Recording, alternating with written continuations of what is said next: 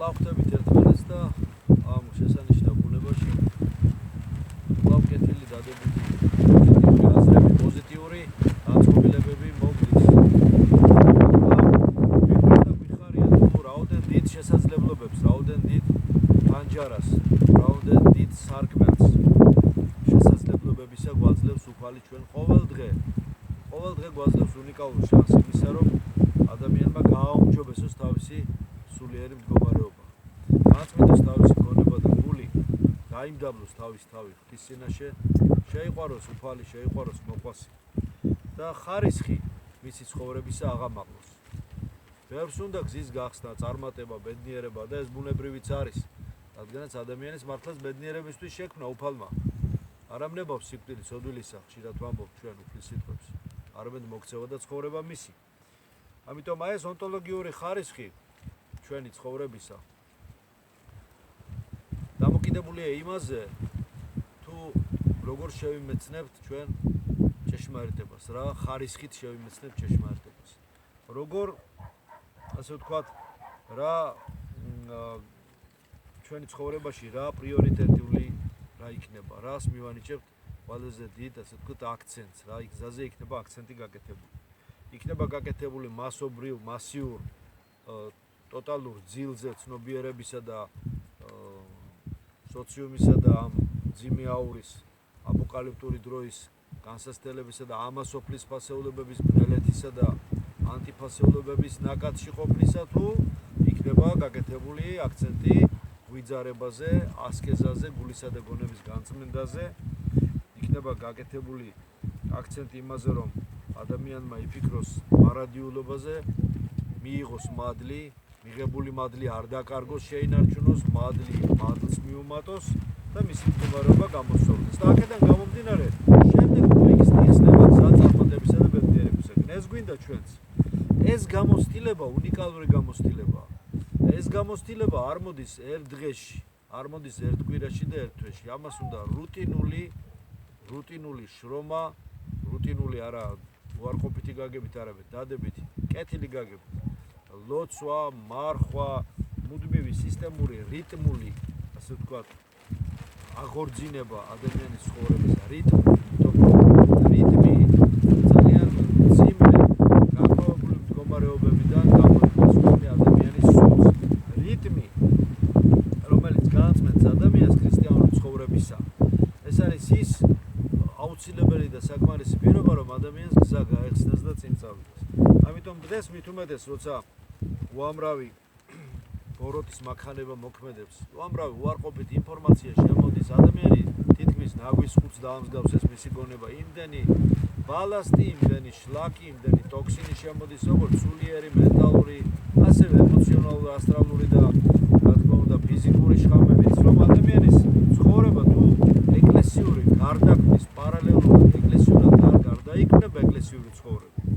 ვერ გადალახავს თავის ამდენ უარყოფითს, ვერ გადალახავს. იმიტომ არის ამდენი ავადმყოფობები, იმიტომ არის ამდენი ფსიქიური სისუსტე და უზრუნველობა, იმიტომ არის ამდენი, ესე ვთქვათ, გაორება, შეორგულებული გონება და გაორებული, ესე ვთქვათ, სტანდარტები, სიხალბე, სიძულვილი, სისასტიკე, უნდობლობა, დაუნდობლობა, უსიყვარულობა, ნაკლებობა ცოდნისა. აი ამიტომ არის, რომ ადამიანებს ვერ გაურჩევიათ გარეგანი და შინაგანი, თავარი და არამთავარი, მარჯვენა და მარცხენა, უხეში და ნაზი, ზეციური და მიწიერი. ვთქვათ და ერთმანეთისაგან ვერ გაურჩევიათ, არათუ ვერ გაურჩევიათ, აურევიათ კიდევაც ერთმანეთში, იმის მაგივრად, რომ ფრთხილად და ნაზად თავისუფლად განასხვაონ ერთმანეთისაგან და გამთლიანდნენ სრულ აღქმაში სამყაროსა რეალობის. ამის მაგივრად ისინი ერთმანეთს აურევიათ. კარგი და ცუდი, მარჯვენა და მარცხენა, შავი და თეთრი და ამ ილუზიურ რაღაცას ვთქვათ, ამ ილუზიური აღქმის, აი ესეთ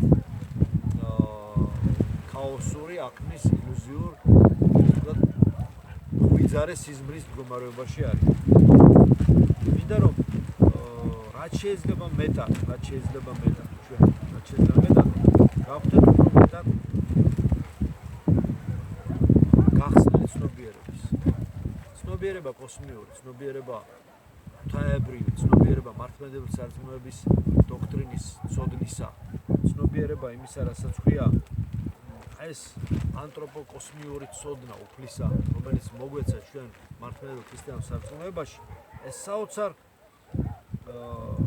საშუალებას აძლევს იმისა ადამიანს, რომ გადალახოს ყოველგვარი ნეგატივი. მოვლენები ერთმანეთს მისდევს, ხო ჩვენ ცხოვრობთ ისეთ ცხოვრებას, ისეთ დროს, ისეთ ასე ვთქვათ, რიტმში ვიმყოფებით, რომელშიც უბრალოდ ზოგჯერ დროის გასვლას გრძნობთ, მაგრამ დროის ხანგრძლივობას ვერ გრძნობთ ამ გასვლას. მონაცვლეობა დროის გასვლის ფაზებისა იმდენად სწრაფია, რომ მათ შორის პაუზას და მათი ასე ვთქვათ, შეყოვნების განცდის და დროის მსვლელობის განცდის რაღაც დაფიქსირების უნარი აღარ აქვს ადამიანს. დღეები მიდიან როგორც წუთები. კვირები მიდიან როგორც დღეები. დღეები როგორც კვირები და წლები როგორც დღეები. დაჩქარებულია დრო, მე ვიტყოდი შეიძლება ვთქვათ დაჩქარებულიც არის, იმიტომ რომ პროცესა სივრცეს თავისი კვლავ როგორც განზომილება დროისა, მეოთხე განზომილება შეიძლება ვთქვათ.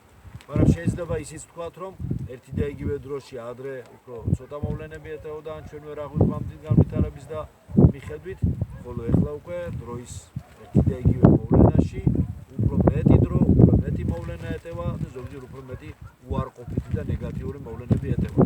ზოგჯერ იმდენად ფრაგმენტული და განსხვავებულია მოვლენათა რიგი ერთმანეთზე, რომ ადამიანი სინთეზს ვერ აკეთებს და მათ შორის კავშირს, მიზეზ შედეგობრივ კავშირს ვერ ამყარებს.